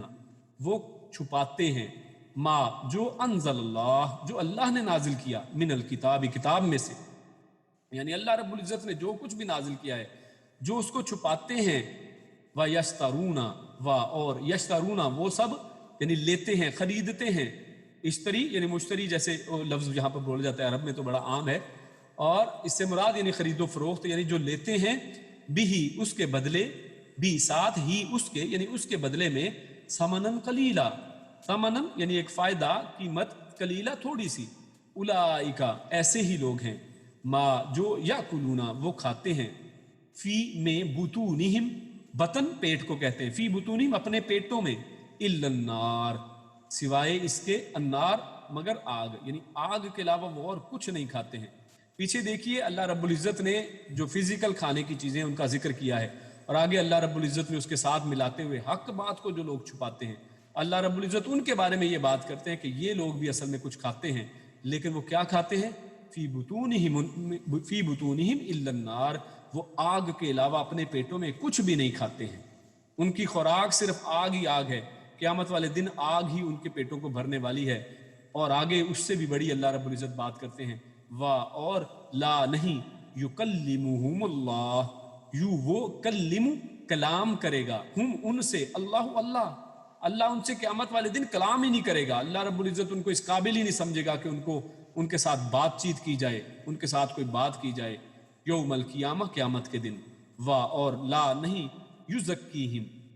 وہ زکی تزکیہ کرے گا، پاک کرے گا، ہم ان کو پاک بھی نہیں کیا جائے گا. یہ وہ دن ہے، یہ اس دن کی قیامت کے دن کی بات کی جا رہی ہے جس دن اللہ رب العزت بہت سو کے ہمارے جیسے بہت سے جو گناہگار ہیں ان کو اللہ رب العزت ان کے گناہوں سے پاک کر دے گا. بہت سے گناہگار ہیں جن کے اوپر اللہ رب العزت اپنی نظر رحمت کرے گا اور ان کے گناہوں کے اوپر سے صرف نظر کر دے گا، ان کو چھپا لے گا، ان کو ڈھانپ دے گا. لیکن یہ ایسا بد نصیب شخص کی بات کی جا رہی ہے کہ جس کو اللہ رب العزت اس دن پاک بھی نہیں کرے گا. اللہ رب العزت ہمیں ایسوں میں سے نہ بنائے اور اللہ رب العزت ہمیں ان لوگوں میں کر دے کہ جن کو اللہ رب العزت قیامت والے دن اپنی رحمت کے ساتھ نوازے. ولا یزکیہم اور وہ ان کو پاک بھی نہیں کرے گا. اور لہم ان کے لیے ہے، لا لیے ہم ان کے لیے عذاب علیم ان کے لیے عذاب ہے ایسا جو درد دینے والا ہے، دردناک عذاب ہے. یعنی ایک عذاب ہوتا ہے عذاب عظیم، یعنی عذاب تو بہت بڑا ہے لیکن یہاں پر درد کے ساتھ ذکر کیا گیا، یعنی ایسا عذاب جس سے اس کو درد ہوگی، جس کو وہ محسوس کرے گا، جو اس کے اندر کو کھا جائے گا، یعنی اس کو دردناک عذاب دیا جائے گا. تو یہاں پر اس آیت کے حوالے سے ہمارے سامنے جو چیزیں آتی ہیں وہ یہ کہ یہاں پر پہلی بات کہ حق کو چھپانے کی بات کی گئی ہے. اور اس حوالے سے اگر ہم دیکھیں تو ہمارے سامنے دو بڑے گروہ ہمارے سامنے آتے ہیں. اور اگر ہم دوسرے پیمانے میں پیرائے میں بھی دیکھیں کہ جیسے سورۃ البقرہ میں جو پورا موضوع چل رہا ہے کہ بار بار یہود و نصارہ کو اور خصوصاً نصارہ کو یہودیوں کو بنی اسرائیل کو بار بار پکارا جاتا ہے، ان کو بار بار کہا جاتا ہے، تو جو حق کو چھپانے والے حق کے پتہ ہونے کے باوجود اس کو چھپا لیتے ہیں. اور ہم اسی وجہ سے سورۃ الفاتحہ کے اندر بار بار یہ آیت پڑھتے ہیں، ہر نماز کے اندر اس بات کو دہراتے ہیں کہ اللہ رب العزت ہمیں ان میں سے نہ کرنا کہ جن پر تیرا غضب ہوا اور ان میں سے بھی جو گمراہ ہوئے. تو یہ یعنی یہود و نصارہ کے نقش قدم پر ہمیں چلنے والا نہ بنانا۔ تو یہاں پر دو قسمیں ہمارے سامنے آتی ہیں، ایک وہ کہ جو حدیث کو مانتے تو ہیں، یعنی زبانی کلامی وہ حدیث کا اقرار تو کرتے ہیں، لیکن جب کوئی بات ان کے عقیدے اور ان کی فقہ سے متصادم آتی ہے تو اس کو پھر چھپا لیتے ہیں۔ یعنی ایسے بہت سی دین کے مسائل ہمارے سامنے ہیں کہ جن میں قرآن و حدیث کا جب ہم مطالعہ کرتے ہیں، جب ہم قرآن حدیث کو خود سے پڑھتے ہیں تو ہمارے سامنے حق واضح ہو جاتا ہے، لیکن جب ان لوگوں سے پوچھے تو یہ پڑھتے ہوئے، جانتے ہوئے، سمجھتے ہوئے، ساری حدیث کی کتابیں انہوں نے پڑھ رکھی ہیں، قرآن کریم کا مطالعہ انہوں نے کر رکھا ہے، اور جیسے میں نے پہلے بھی بتایا بہت سے علماء جو دیگر مذاہب اور فقہوں سے تعلق رکھتے ہیں، ان کے بارے میں نام لینا مناسب نہیں ہے، لیکن ایسے لوگ ہیں موجود ہیں کہ جو لوگ اپنی جو خصوصی نشستوں میں، اپنی علیحدہ نشستوں میں بیان کرتے ہیں کہ یہ لوگ جب اکیلے ہوتے ہیں تو ان کے اعمال قرآن و حدیث کے بارے میں اس کے مطابق ہوتے ہیں، لیکن جب لوگوں کے سامنے یہ مسائل کو پیش کرتے ہیں تو ان مسائل کو بالکل اور طریقے سے پیش کرتے ہیں، اور ان کو اپنی فقہ اور اپنے عقیدے کے متعلق، کیا اس لیے کہ کہیں یہ لوگ ہماری نشست کو چھوڑ نہ جائیں، یہ ہماری یعنی مجلسوں کو چھوڑ نہ جائیں، اور یہ ہمارے جو ہیں گلے اور ہمارے جو یہ دنیاوی جو فائدہ جس کا یہاں پر اللہ رب العزت نے ذکر کیا ہے، وَيَسْتَرُونَ بِهِ ثَمَنًا قَلِيلًا، یہ جو تھوڑی سی قیمت اور تھوڑا سا فائدہ دنیاوی ہے، اس کو صرف حاصل کرنے کی خاطر وہ مسائل کو گول مول کر دیتے ہیں اور ان کو چھپا لیتے ہیں، جس میں ہمارے سامنے بہت سے مسائل ہیں، اور ان میں سے مطلب بڑے بڑے مسائل آپ دیکھ لیں کہ طلاق کا مسئلہ ہی لے لیجئے کہ جب طلاق کا مسئلہ آتا ہے تو طلاق کے معاملے میں جب پھنس جاتے ہیں تو پھر یہ لوگ سب کے سب کہتے ہیں کہ اچھا علی دوسروں کے پاس چلے جاؤ، ان کے پاس آپ کے مسئلے کا حل ہے کہ ابھی یہ طلاق اصل میں ہوئی ہی نہیں ہے، جو آپ نے ایک دفعہ میں 3 طلاقیں دے دی ہیں اصل میں تو یہ طلاق ہوئی ہی نہیں ہے، اور جبکہ عام روٹین میں جب یہ مسائل کو بیان کرتے ہیں تو اسی طرح بیان کرتے ہیں کہ نہیں جناب اس کے بالکل الٹ یہ بات ہے، اور اسی طرح یہ رفع دین کا معاملہ ہے تو اس کو مانتے ہی نہیں ہے، جبکہ یہ اپنی اکیلی جب نمازیں پڑھتے ہیں ان میں رفع دین بھی کرتے ہیں، آپ کو اس طرح کے بے شمار ان کی کتب میں لکھا ہوا ملے گا، اور اسی طرح سے غیر اللہ کو پکارنے کے حوالے سے باتیں، تو یہ لوگوں کے سامنے ان کا معاملہ اور اپنے اندر اور ہوتا ہے، اور لوگوں سے یہ حق بات کو چھپاتے ہیں، ان کے سامنے قرآن و حدیث کے غلط اور چھپے ہوئے اور بدلے ہوئے اور تحریف شدہ معنی ان کے بیان کرتے ہیں، اور ایک تو گروہ وہ ہے، اور دوسرا گروہ بڑا واضح ہے، وہ احادیث کا سرے سے انکار کر دیتا ہے، وہ کہتے ہیں کہ بھئی ہم حدیث کو تو مانتے نہیں، صرف قرآن میں جو آئے گا صرف اس کو مانیں گے، تو اس انداز میں بھی حق کو چھپایا جاتا ہے، یعنی حدیث جس کا باقاعدہ اللہ رب العزت نے قرآن کریم کے اندر بھی ما آتاکم الرسول فخذوہ، یعنی جو کچھ بھی اللہ کے پیارے رسول آپ کو دیں اس کو لے لو، اور اللہ رب العزت نے قرآن کریم میں سورۃ النجم میں ارشاد فرمایا کہ پیارے حبیب صلی اللہ علیہ وسلم جو کچھ بھی اپنی زبان سے نکالتے ہیں وہ وحی کی شکل ہوتی ہے، وہ وحی ہی ہوتی ہے، اللہ رب العزت وما ينطق عن الهوى ان هو الا وحی یوحى، پیارے حبیب صلی اللہ علیہ وسلم تو اپنی زبان سے کچھ بھی ادا نہیں کرتے ہیں، ان هو الا وحی یوحى، یہ تو ایک وحی ہوتی ہے جو اللہ رب العزت ان کی طرف کرتے ہیں، تو اللہ کے پیارے رسول صلی اللہ علیہ وسلم نے اپنی زبان مبارک سے جو کچھ بھی ارشادات ہمارے سامنے رکھے ہیں وہ بھی اتباع کے اسی طرح قابل ہیں جس طرح کہ قرآن کریم اتباع کے قابل ہے، ہاں ہم اس میں یہ دیکھتے ہیں کہ صحیح حدیث ہمارے سامنے آئے اور ایسی بات نہ ہو جو اللہ کے نبی سے منسوب تو ہے لیکن وہ جھوٹے لوگوں کی طرف سے ہمارے تک آئی ہے اور اس کی کوئی دلیل ہمارے پاس نہیں ہے، تو ایسی سنی سنائی باتوں کی بات نہیں ہو رہی، قرآن و حدیث میں جو ہمارے سامنے آئے اس کا انکار کرنا جو ہے وہ اصل میں قرآن کریم کا انکار کرنا ہے، کیونکہ قرآن کریم کو اللہ رب العزت نے ایک اجمالاً ہمارے سامنے دیا ہے اور اس کی تفاصیل اللہ رب العزت نے نبی اکرم صلی اللہ علیہ وسلم کی شکل میں ان کی شکل میں ہمارے سامنے پیش کی ہیں، اور ان کا انجام اس آیت کے اندر اللہ رب العزت نے بتایا ہے، اور انجام کیا بتایا ہے کہ یہ اپنے پیٹوں میں جہنم کی آگ بھر رہے ہیں، یعنی پہلا ایک بات کیا کی کہ اپنے پیٹوں میں جہنم کی آگ کو بھر رہے ہیں، یہ قیامت کے دن اللہ ان سے کلام بھی نہیں کرے گا اور نہ ہی اللہ رب العزت اس دن ان کو ان کے گناہوں سے پاک کرے گا، اور ان کے لیے دردناک عذاب کی اللہ رب العزت نے بات کی ہے، اور آگے اللہ رب العزت آخری آیت میں ارشاد فرماتا ہے ذالک اولئک الذین اشتروا الضلالۃ بالہدی والعذاب بالمغفرہ فما اصبرهم علی النار، کہ اولئک ایسے ہی لوگ ہیں، الذین وہ لوگ جو اشتروا جنہوں نے مول لیا ہے الضلالہ گمراہی کو بالہدی ہدایت کے بدلے میں، یعنی یہ جانتے بوجھتے انہوں نے مول یہ ایک لین دین کر لیا ہے، والعذاب بالمغفرہ اور العذاب جو عذاب ہے بالمغفرہ مغفرت کے بدلے میں، یعنی مغفرت مل رہی تھی، دین ان کے سامنے واضح تھا لیکن اس کے باوجود حق کو چھپا کر ان لوگوں نے عذاب کو مول لے لیا ہے، فما اصبرہم پس ما جو یا کس قدر असबारहुम, वो सब्र करने वाले हैं, अलन नार, आग के ऊपर। यानी आग के ऊपर वो किस तरह से सब्र करने वाले हैं, यानी कितनी आग पर उन्होंने अपने आप को सब्र कर लिया है कि ठीक है हमें आग तो मंजूर है, हम दुनिया में बस अपना फ़ायदा नहीं खोने वाले हैं। दुनिया में जो हमारे इतनी फ़ैन फॉलोइंग है और दुनिया में इतने लोग जो हमें सुनने वाले हैं, अगर हम हक बयान कर देंगे तो किधर जाएंगे, ये लोग तो हम पर ही थू थू करने लग जाएंगे। तो ऐसे लोगों ने दुनिया के अंदर इस बातों को छुपा कर उस आग के ऊपर सब्र कर लिया है कि आग तो हमें पेटों में मंजूर है लेकिन हम दीन को बयान नहीं करेंगे। ज़ालिका, और ये बी अन्ना, बी साथ अन्ना, बेशक अल्लाह ने नज़्ज़ला नाजिल की अल किताबा, किताब बिल हक, हक के साथ। यानी ये सारा इस वजह से कि बेशक अल्लाह ने नाजिल की है ये किताब हक के साथ। व इन्नल्लज़ीना इख्तलफू फिल किताबि लफ़ी शिकाकिन बईद, व और इन्ना बेशक अल्लज़ीना वो लोग जो इख्तलफू, जो इख्तलाफ, जिन्होंने इख्तलाफ किया, जो इख्तलाफ में पड़ गए, यानी आपके सामने जब दीन हक आपके सामने आ गया उसके बावजूद जिन्होंने इख्तलाफ किया कि नहीं हमारे में ये नहीं है,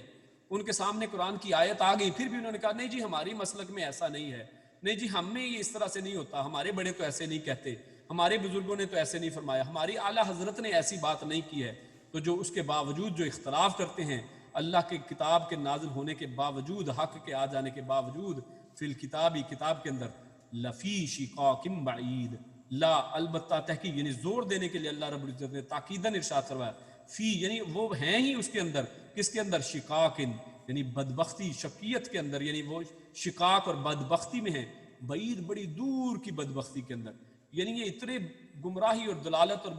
उसके अंदर इतने दूर चले गए हैं, अपने बदबख्ती के अंदर इतने दूर निकल गए हैं कि अब इख्तलाफ, यानी जैसे अल्लाह के नबी सल्लल्लाहु अलैहि वसल्लम ने एक दफ़ा ज़मीन के ऊपर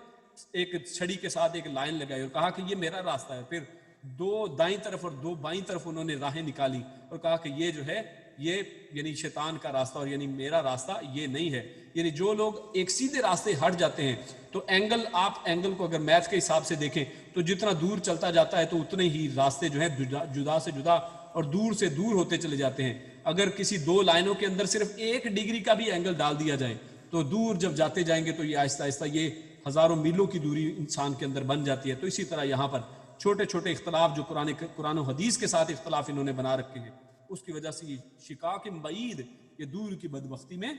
पड़ चुके हैं। तो अल्लाह रब्बुल इज़्ज़त ने इस बदबख्ती के अंदर जो है उस बदबख्ती से निकलने का, हालांकि और इस इख्तलाफ से बचने का तरीका भी कुरान करीम के अंदर वाज़े तौर पर इरशाद फरमा दिया है, लेकिन उसके बावजूद ये लोग जो हैं अपने बड़ों और अपनों की सिर्फ वही बात, यानी वो सिर्फ एक मसलक परस्ती और एक तकब्बुर और एक अनाद और एक बुग़्ज़ की कैफियत के अंदर हमेशा रहते हैं। अल्लाह रब्बुल इज़्ज़त इरशाद फरमाता है सूरह निसा आयत नंबर 59 के अंदर, या अय्युहल्लज़ीना आमनू अतीउल्लाह व अतीउर रसूल, या अय्युहल्लज़ीना आमनू यानी ए लोग जो ईमान लाए हो, अतीउल्लाह अल्लाह की इताअत करो, व अतीउर रसूला और रसूल की इताअत करो, व उलिल अम्रि मिनकुम और जो तुम में उलुल अम्र हैं, जो हुक्काम हैं, जिनकी हुकूमत चलती है, जो उलुल अम्र हैं उनकी इताअत करो। यानी इताअत का तो हुक्म दे दिया कि उलुल अम्र की भी इताअत करो, अल्लाह की इताअत, रसूल की इताअत करो। फ़इन तनाज़अतुम फ़ी शैइन, लेकिन जब यानी आप अगर कुरान करीम का मुताला करें तो अक्सर मुकामात पर अल्लाह रब्बुल इज़्ज़त ने अतीउल्लाह व अतीउर रसूल ही का सिर्फ 2 का तज़किरा किया है ज़्यादातर मुकामात पर, और जहाँ जहाँ पर अतीउल्लाह व अतीउर रसूल का अल्लाह रब्बुल इज़्ज़त ने तज़किरा किया है वहाँ पर किसी किस्म के तनाज़े की बात नहीं की है, क्योंकि जब तक इंसान अल्लाह और उसके रसूल की पैरवी में लगा रहता है उसके अंदर तनाज़ा पैदा हो ही नहीं सकता है, इख्तलाफ पैदा हो ही नहीं सकता है। हाँ, हमारे समझने में तो कोई परेशानी और कोई मसला हो सकता है कि हमारी नज़र में लगे कि जैसे कुरान और हदीस आपस में कहीं पर इसमें इख्तलाफ लग रहा है देखने में, लेकिन उलमा और अहले इल्म के पास अगर जाएं तो उसमें आपको वाज़े तौर पर वो उसके सामने आपको उसकी तत्बीक बताते हैं कि अल्लाह और उसका रसूल एक ही बात कहने वाले हैं, वो एक ही बात फरमा रहे हैं। तो जब भी अल्लाह और उसके रसूल की बात की जाए इख्तलाफ का कोई शायबा ही नहीं रहता है। लेकिन व उलिल अम्रि मिनकुम, लेकिन जब अल्लाह रब्बुल इज़्ज़त ने यहाँ पर इस आयत में उलिल अम्रि मिनकुम की बात की है, एक तीसरे की भी बात की है, तो अल्लाह रब्बुल इज़्ज़त ने साथ ही इरशाद फरमा दिया फ़इन तनाज़अतुम फ़ी शैइन फरुद्दूहु इलल्लाह। अल्लाह ने फार्मूला बता दिया है कि जब भी तुम में कोई तनाज़ा पैदा हो जाए, फ़इन तनाज़अतुम, जब भी तुम में कोई तनाज़ा, कोई इख्तलाफी बात पैदा हो जाए, तो इख्तलाफ हो जाता है, इख्तलाफ 2 भाइयों में भी हो जाता है, इख्तलाफ सहाबा कराम के अंदर भी हुआ करता था, लेकिन वो इख्तलाफ इल्मी इख्तलाफ हुआ करता था। तो उसको हल वो किस तरह से किया करते थे। सहाबा कराम की जमात जो है वो एक जगह पर जा रही थी اور ایک جگہ پر وہ رکتے ہیں اللہ کے نبی صلی اللہ علیہ وسلم، اور ان کو پتہ چلتا ہے کہ آگے طاعون ہے اس بستی کے اندر جدھر ہم جا رہے ہیں. تو صحابہ میں سے ایک جماعت کہتی ہے کہ نہیں، اللہ کے نبی نے تو ہمیں بھیج دیا ہے اور حکم دیا ہے جانے کا، تو ہم وہاں پر جا کر رہیں گے. جبکہ دوسری وہ جو جماعت ہے ان میں یعنی دوسرے لوگ جو وہ یہ کہتے ہیں کہ نہیں، ہم وہاں پر نہیں جائیں گے کیونکہ وہاں پر طاعون کی بیماری ہے. تو پیچھے سے انس رضی اللہ تعالیٰ غالباً یہی وہ جب پہنچتے ہیں تو وہ آ کر وہ کہتے ہیں کہ کیا اختلاف ہے. جب ان کو اختلاف بتایا جاتا ہے تو وہ اللہ کے نبی کی حدیث پیش کرتے ہیں. وہ کہتے ہیں کہ اللہ کے نبی صلی اللہ علیہ وسلم نے ارشاد فرمایا ہے کہ جس جگہ پر طاعون ہو اگر تم اس کے اندر ہو تو وہاں سے باہر نہ نکلو، اور اگر تم اس سے باہر ہو تو اس بستی کے اندر داخل نہ ہو. تو ان کے اندر یہ اختلاف فوری طور پر حل ہو جاتا ہے. یعنی جب بھی ان کے اندر کبھی اختلاف پیدا ہوتا تھا، حدیث رسول آ گئی، سب نے اپنے سر تسلیم کے ساتھ خم کر دیے، سب نے اس بات کو مان لیا اور تنازع ان کے اندر ختم ہو گیا. اسی بات کو اللہ رب العزت یہاں پر ارشاد فرماتے ہیں فَإِن تَنَازَعْتُمْ فِي شَيْءٍ، اگر تم میں کوئی تنازع پیدا ہو جائے کسی بھی طرح کا، کوئی بھی چیز کے بارے میں، فَرُدُّوهُ إِلَى اللَّهِ، تو اس کا طریقہ کیا ہے؟ اس کو اللہ کی طرف لوٹاؤ. اور اللہ کی طرف لوٹانے کا مقصد مطلب کیا ہے؟ کہ اس کو قرآن کے ساتھ اس کو سمجھا جائے، قرآن میں سے اس کا حل نکالا جائے، والرسولی، اور رسول کی طرف اس کو لوٹایا جائے. اور یہاں پر واو لا کر یعنی قرآن اور رسول، یعنی رسول جو فرمائیں، یعنی اللہ کے نبی کی حدیثیں جو ہیں ان کے اندر سے جو فرامین ہیں ان کو بھی علیحدہ طور پر دیکھا جائے، اور اس طرح قرآن کریم کیا فرما رہا ہے اس کو بھی دیکھا جائے، اور اس کے اندر سے اس تنازع کا حل ڈھونڈا جائے. ان کنتم مؤمنون، اور یہ تم اس وقت کرو گے، اور تمہیں یہ کرنا چاہیے کیوں؟ اگر تم مومن ہو. اور بے شک ہم ایمان لانے کا دعویٰ کرتے ہیں، ہم سب جو اختلاف بھی کرتے ہیں لیکن ایمان کا دعویٰ بھی کرتے ہیں، تو ہمارے لیے سمپل حل اللہ رب العزت نے بیان فرما دیا ہے کہ ہمارے پاس حل یہ ہے کہ ہم اپنے ہر تنازع کو اللہ اور اس کے رسول کی طرف لوٹائیں. اور اگر تم ایمان رکھتے ہو اللہ پر والیوم الاخر، اور آخرت کے دن پر اگر تم ایمان لاتے ہو، ذالک خیر واحسن تاویلا، اور یہی انجام کار کے لحاظ سے بہترین بات یہی ہے اور یہی احسن بات ہے. تو یہاں پر اس آیت پر آج کی اس بات کو ختم کرتے ہیں. اللہ رب العزت سے دعا ہے کہ اللہ رب العزت ہمیں حق بات کہنے سمجھنے کی توفیق عطا فرمائے، اور اللہ رب العزت ہمیں کتمان علم سے محفوظ فرمائے. اللہ رب العزت ہمیں جنتیوں میں سے فرمائے. اللہ رب العزت ہمیں ان لوگوں میں سے فرمائے جن پر اللہ رب العزت قیامت والے دن عفو درگزر اور مہربانی فرمانے والے ہیں، اور جن کو اللہ رب العزت اپنی جنتوں میں جگہ عطا فرمانے والے ہیں. اللہ رب العزت نیک عمل اور اچھی سمجھ کی توفیق عطا فرمائے. سبحان ربک رب العزت عما یصفون وسلام علی المرسلین والحمد للہ رب العالمین. جزاکم اللہ خیرا وبارک اللہ فیکم. السلام علیکم ورحمۃ اللہ وبرکاتہ.